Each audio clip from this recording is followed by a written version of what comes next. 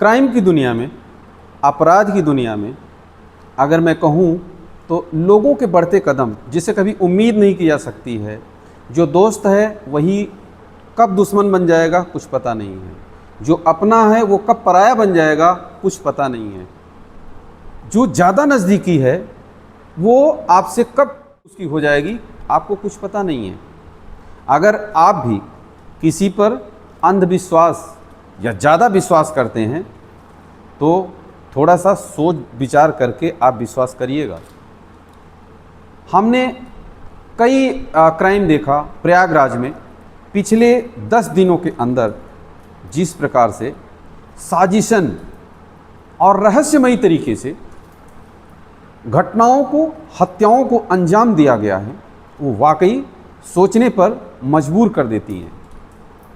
आपके रूह कांप जाएंगे, आप सोचने के लिए मजबूर हो जाएंगे कि ये वास्तव में इंसान नहीं कर सकता है, आप ऐसे नहीं कर सकता है, लेकिन अपनों ही द्वारा इन सारी घटनाओं को अंजाम दिया गया। अगर मैं बात करूं 10 वर्ष का एक बच्चा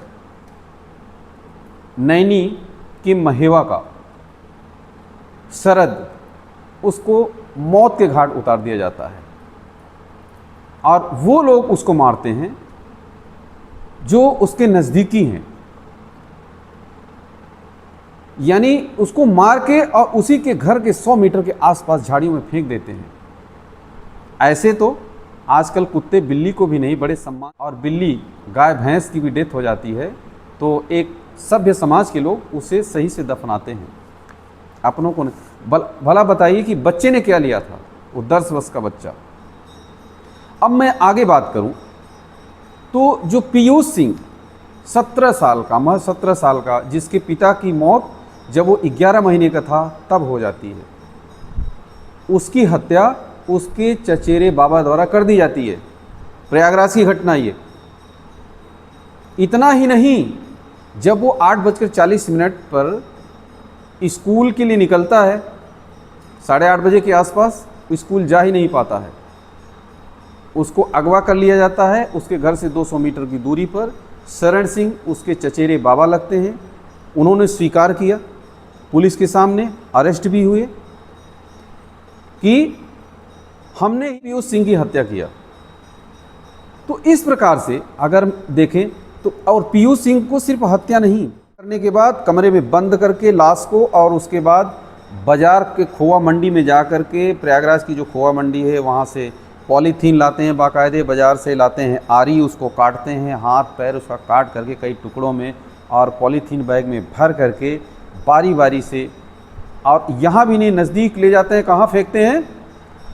औद्योगिक थाना क्षेत्र नैनी के नाले में, और वहाँ एक लेडी देख लेती है।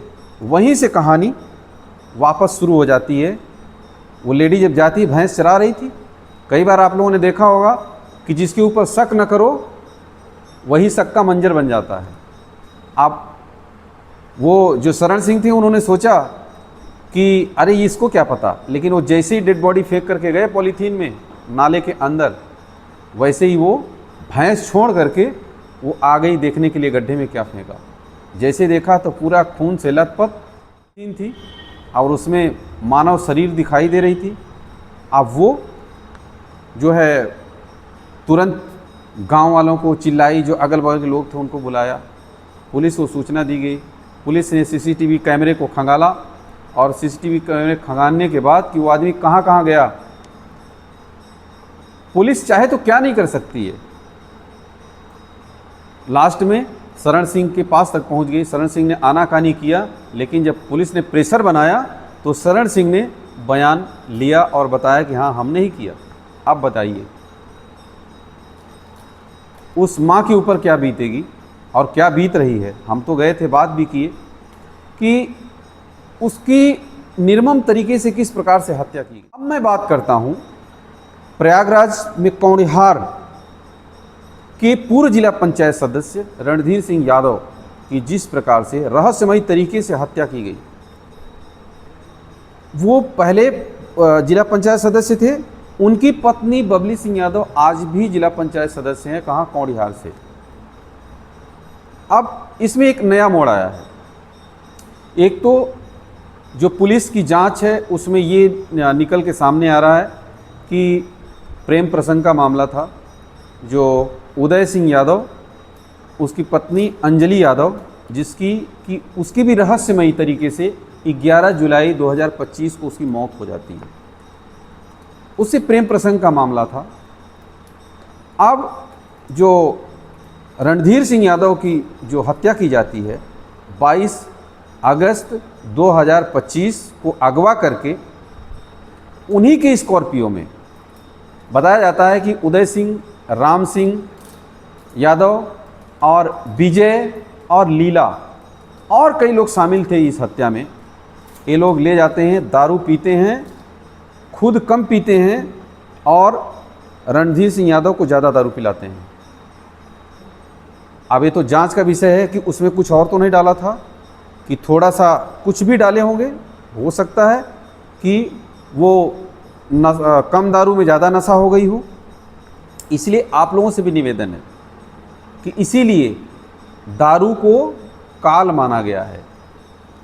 दारू इतनी खतरनाक चीज़ है, लालच में आदमी पी तो लेता है क्योंकि एडिक्ट होता है, आदी होता है दारू पीने का, कि पीने के बाद मज़ा आ जाती है, लेकिन कभी कभी ऐसे भी हो जाता है और इसका अंजाम दिया गया।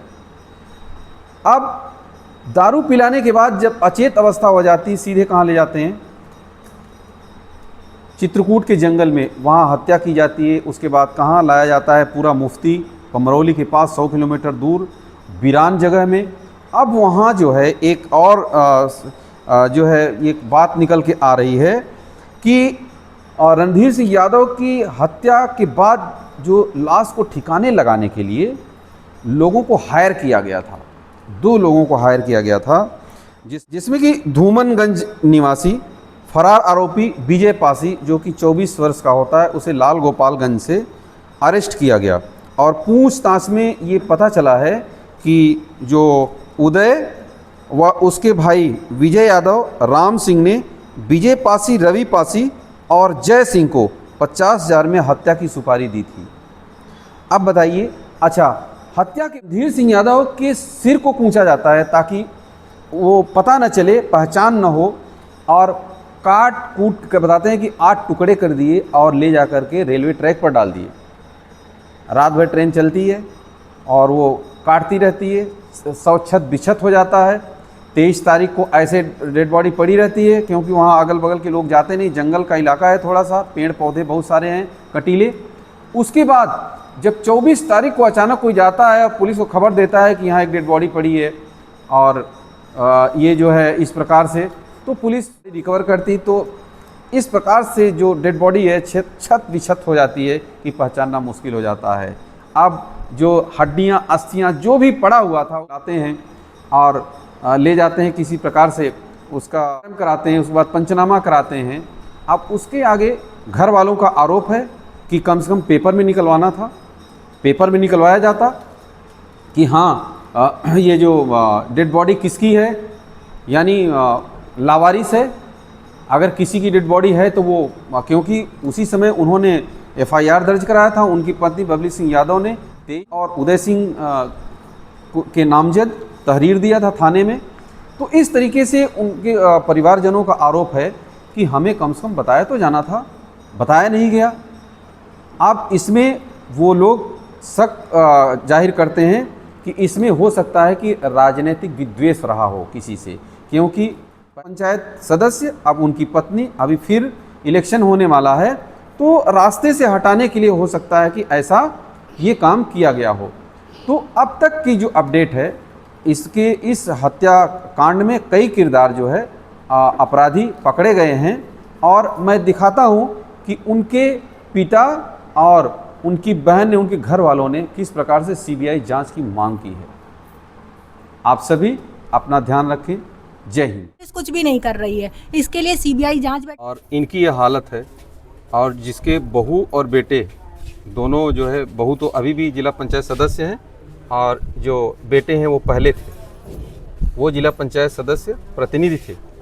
उनकी जब ये हालत हो सकती है तो आप CBI की मांग कर रहे हैं? हाँ साहब।